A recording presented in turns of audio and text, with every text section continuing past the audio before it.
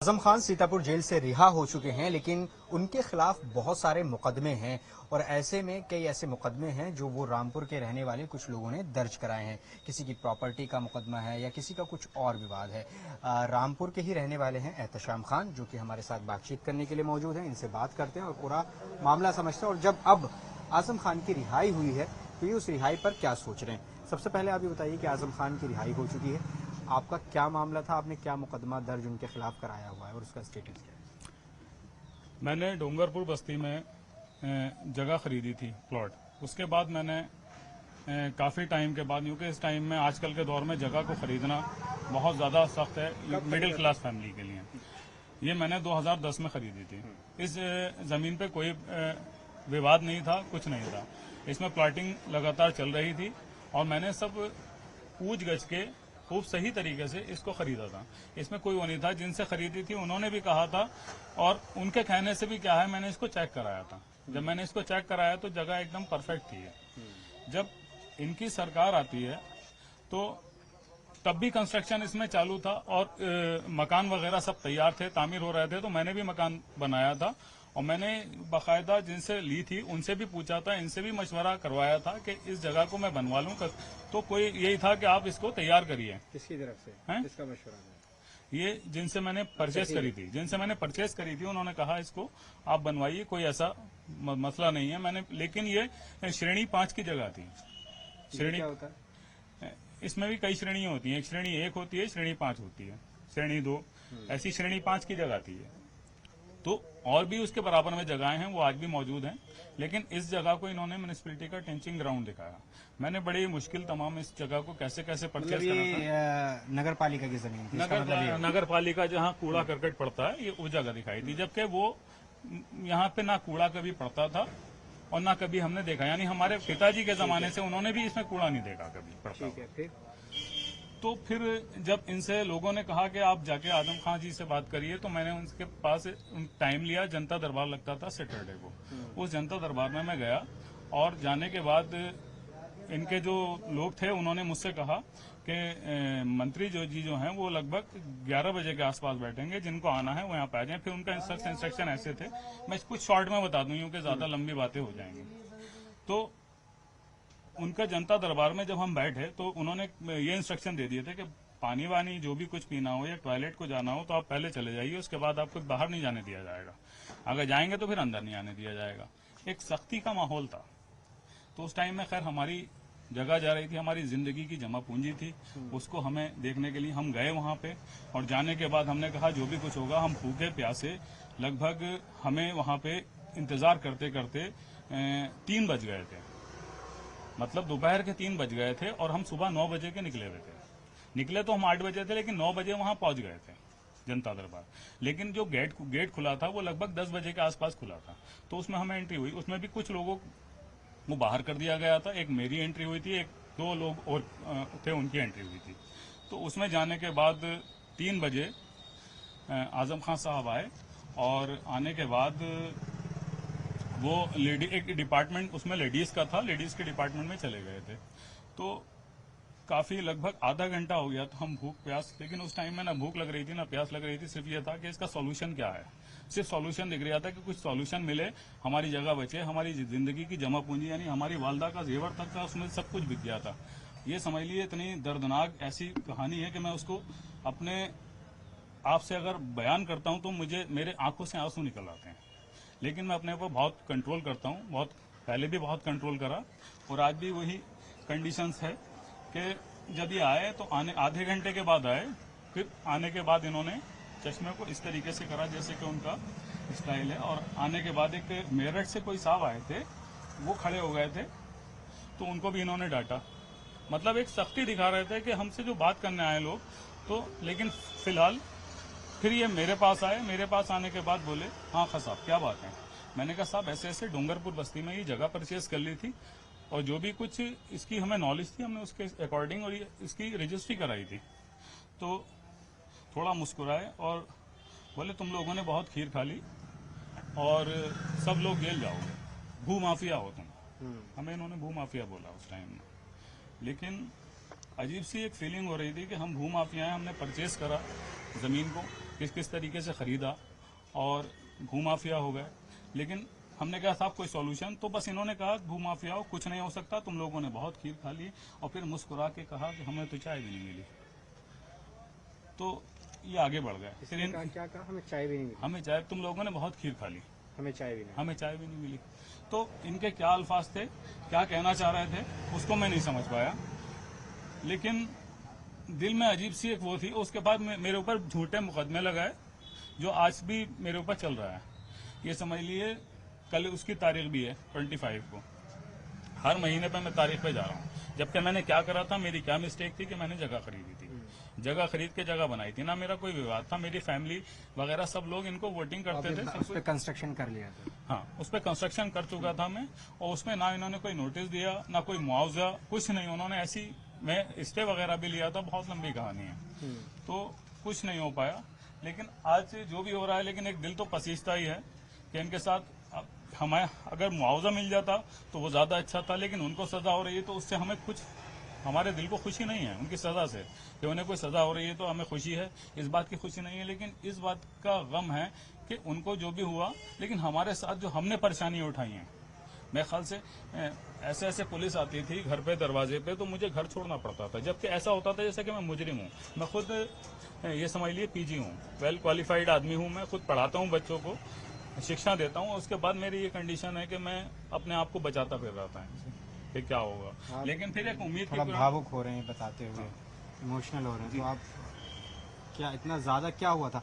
मुकदमा आपके खिलाफ हुआ या आजम खान से क्या विवाद था, मैं ये समझना चाहता हूँ। देखिए, आजम खान से कोई मेरा विवाद नहीं था ना कोई, लेकिन इस सिर्फ ये था कि मेरी पूरी जिंदगी की जमा पूंजी थी, जहाँ मैंने, मुझे ये समझ लीजिए जैसे घर के लोगों को हिस्से मिल जाते हैं, मुझे मेरे घर का एक पार्ट्स मिल गया था कि आप चले जाइए, मतलब जो ले लेते हैं भाई वगैरह में, तो मुझे वो हिस्सा मिल चुका था थोड़ा सा। और उसमें मम्मी का जेवर वगैरह जो भी कुछ था उसे बेचने के बाद खरीदा था। वो कैसे कैसे खरीदा था सिर्फ इसको मैं ही जानता हूँ, इसके अलावा मेरे पास कुछ नहीं है। अब ये समझ लिए कंडीशन ऐसी है, ये तो समझ लिए भाई रखे हुए तो इस टाइम रह रहा हूँ, नहीं तो किराए के मकान पे होता आज में। ये कंडीशन है मेरी। नहीं, तो आप क्या जिम्मेदार मानते हैं कि उस जगह को जो आपने खरीदा, उस जगह पर इमारत खड़ी की, उसको तुड़वाने के जिम्मेदार आजम खान है, आप ये मान रहे हैं क्या? क्योंकि आजम खान से विवाद क्या, आजम खान की गलती क्या है, मैं ये समझना चाह रहा हूँ। गलती यह है कि उनकी सरकार थी, उस सरकार में उन्होंने ये सब करा उनके ही, क्योंकि कोई और तो अपने आप से कर नहीं सकता था। उस टाइम में उनका एक ठेकेदार था बरकत अली, उसने भी बहुत गलत बातें करी, बोले ऐसे टकराओगे तो ऐसा तुम्हारा हशर कर दिया जाएगा। बहुत अजीबो गरीब बातें करता था जो नाकाबिले बर्दाश्त होती नहीं।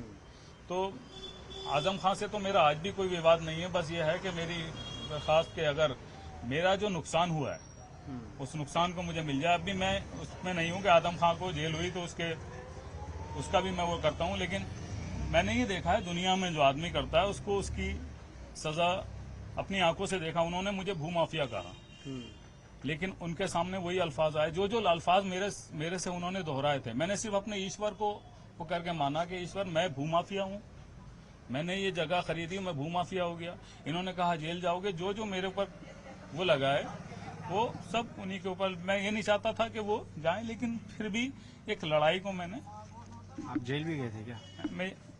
मैंने बेल करा ली थी, जेल मुकदमा आपके खिलाफ हो गया? मुकदमा मेरे तो आपके ऊपर मुकदमा किसने किया? मेरे ऊपर बरकत अली ठेकेदार इनका, और उसके जो कि मैंने वहाँ पे सरकारी काम में बाधा डाला, मैंने वहाँ तोड़फोड़ करी, मैंने लूट करी। मैं कुछ ऐसा लगता हूँ कि मैं लूटूंगा कुछ, मतलब झूठे मुकदमे ऐसे वो डाले जो कहीं से कहीं तक जिसका मुझसे कोई ताल्लुक ही नहीं है। ऐसे मुकदमे मेरे ऊपर लगे। तो वो जमीन नगर पालिका की थी, ये प्रूव हो चुका है? ये मतलब नगर पालिका की ही जमीन थी, मतलब आपको पता है ये, क्योंकि अभी तो जमीन पर मालिकाना हक है। देखिए, वो नगर पालिका ने डूडा को दे दी थी, डूडा, और डूडा ने वो इनको दे दी थी, जो ठेकेदार बरकत अली ठेकेदार हैं, यहाँ से इनको बनाने के लिए कुछ। इसका बहुत इतना तो मुझे इसके बारे में वो नहीं है, लेकिन ये अब सिद्ध हो गया कि बनाने के लिए दिया था उनको, ये क्वार्टर वगैरह जो बने, सरकारी क्वार्टर बने हैं इसमें। हाँ। जी। अच्छा, मतलब ये जो मैं समझ पा रहा हूँ, देखिए कि इन्होंने एक ज़मीन खरीदी, इन्होंने अपने स्तर पर जांच पड़ताल करवाई, लेकिन उस पर एक विवाद ये हो गया कि ये जो जगह है ये नगर पालिका की ज़मीन है। जब इनकी ज़मीन खसती हुई नज़र आई, इन्होंने उस पर बिल्डिंग खड़ी की, तब ये उसके उपाय के लिए, उसके सोल्यूशन के लिए आज़म खान के पास गए, लेकिन वहाँ उन्हें कोई मदद नहीं मिली। और जो उनके कोई ठेकेदार हैं, जैसा कि आरोप लगा रहे हैं बरकत अली, उनके इशारे पर इनके खिलाफ मुकदमे किए गए। यही कहानी है? जी जी बिल्कुल सही बात। अच्छा, अब आजम खान बाहर आए हैं, 23 महीने बाद आए हैं, आपको क्या लग रहा है? क्योंकि आजम खान के और भी बहुत सारे मुकदमे हैं, बहुत सारे ऐसे हैं जो यहाँ के स्थानीय लोगों ने करवाए हैं, इस पर क्या कहना चाहेंगे? क्योंकि कुछ लोगों से हमारी बात हुई, उन्होंने कहा कि जैसा उन्होंने बोया है वैसा वो काट रहे हैं, ऐसे भी रिएक्शन आ रहे हैं। तो आपका क्या रिएक्शन है उनकी रिहाई पर, और अब आगे आपके मन में क्या चल रहा है? देखिए, उन्होंने बोया तो बहुत कुछ था, लेकिन काट फिर भी कम ही रहे हैं। उन्होंने ज्यादा कुछ बोया था। उन्होंने जो जुल्म करे हैं वो आंखों के सामने हैं, और ऐसे ऐसे जुल्म मैंने देखे हैं कि जिसको मैं जबान से भी नहीं बयां कर सकता। ये समझ लीजिए, जब हमारा ये वो चल रहा था प्रोटेस्ट जगह को बचाने के लिए, तो वहाँ पे लेडीज के लिए लेडीज पुलिस का वो होता है, लेकिन लेडीज पुलिस की जगह जेंट्स पुलिस ने लेडीज को खचेड़ा है। तो ये भी बहुत गलत उस दौर में बहुत प्रोटेस्ट गलत सिर्फ आप ही के परिवार का था या और भी आप जैसे बहुत लोग थे? कितने लोग? उसमें लगभग 70 परिवार थे। ऐसे ऐसे लोग हैं जो आज भी किराए के मकानों में हैं और कुछ सरकारी क्वार्टर में। कौन से साल की बात है और आप पर मुकदमा कौन से साल में हुआ? अगर थोड़ा टाइम लाइन आप बताते। ये 2015 की बात है, 15 या 16 के आसपास की जो मुकदमा हुआ है मेरे ऊपर, ये उसी टाइम की बात है। और उसी टाइम में मेरा मकान तोड़ा गया था, और उसमें बुलडोजर, ये समझ लिए सारी चीजें, सब सामान उसमें मौजूद था, और उसके बाद उसमें बुलडोजर चलाया गया। बहुत से कीमती सामान वहां से गायब हो गया, जिसका मैं वहां रहता था उस टाइम। अच्छा, मेरा मीटर वगैरह सब कुछ लगा हुआ था।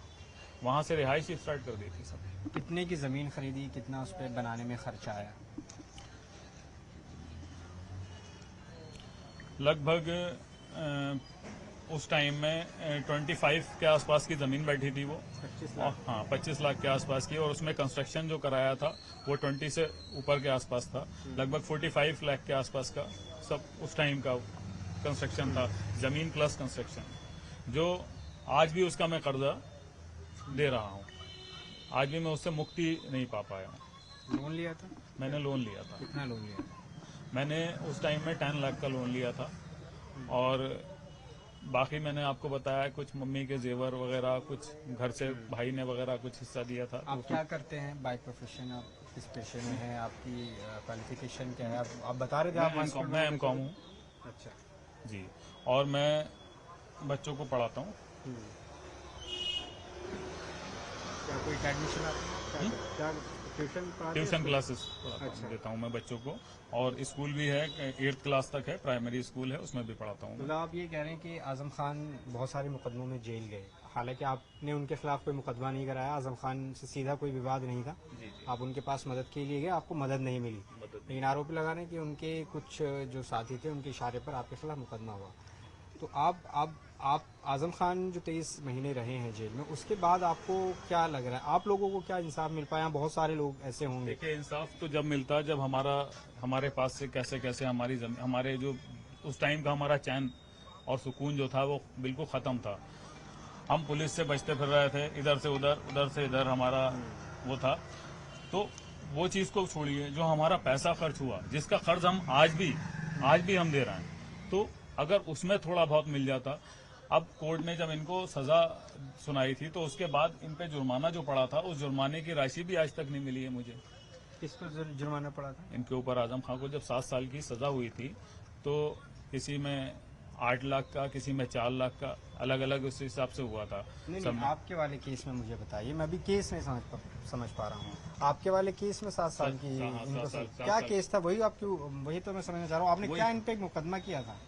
घर में घुस के, मतलब इनके चेयरमैन थे और ये लोग सब थे, असर चेयरमैन के ऊपर था, और आले हसन थे, सीईओ जो थे उस टाइम में, और इनके इशारे को आरोपी बनाया था उसमें आपने जो मुकदमा किया था? इसमें आजम खान थे आरोपी, आले हसन थे, और असर चेयरमैन थे, और कई लोग और थे जिनका नाम मेरे दिमाग में इस टाइम आ नहीं पा रहा है। हाँ।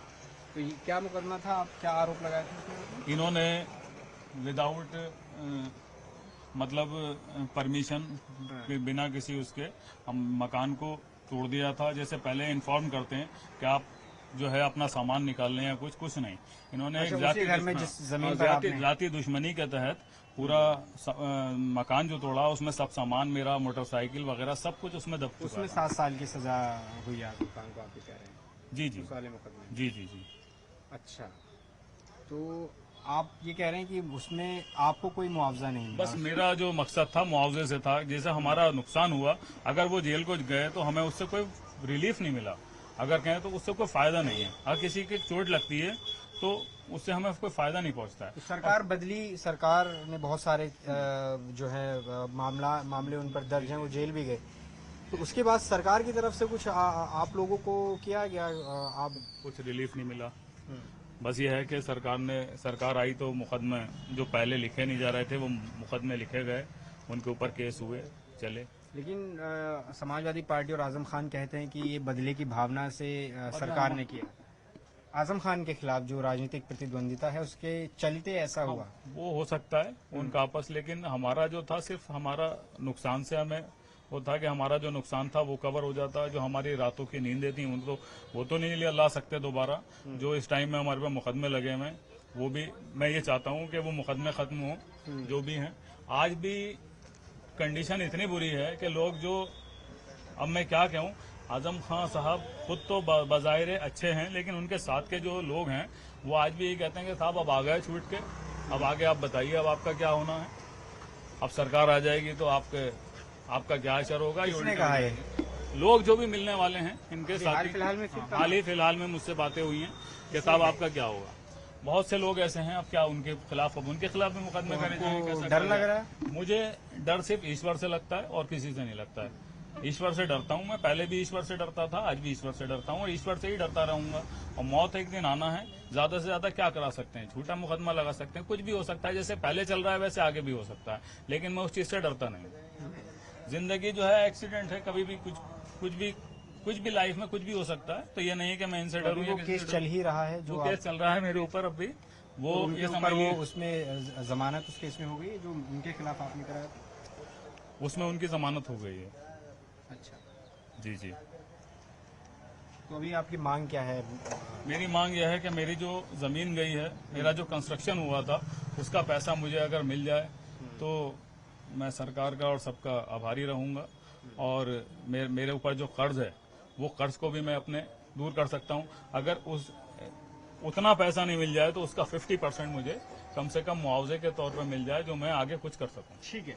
देखिए, एहतशाम है जो कि पूरी कहानी बता रहे हैं और किस तरह से क्या हुआ, पूरा घटनाक्रम इन्होंने बताया। और ये कह रहे हैं कि इनकी सिर्फ एक ही मांग है, जो इनका खर्चा, जो इनके जेवर बेचकर, जो लोन लेकर इन्होंने उस घर में उस जगह पर लगाया गया था, उसकी रिकवरी अभी तक नहीं हुई है। वो मुआवजा इनको कम से कम उसका आधा भी मिल जाए तो गनीमत होगी, ये कह रहे हैं। और साथ ही एक बड़ी बात ये कह रहे हैं कि ये बार बार ये कहा गया जब आजम खान की रिहाई की बात सामने आई कि अब आपका क्या होगा अगर उनकी आगे सरकार आ जाती है तो ये कहानियां भी हैं आजम खान की रिहाई के दौरान।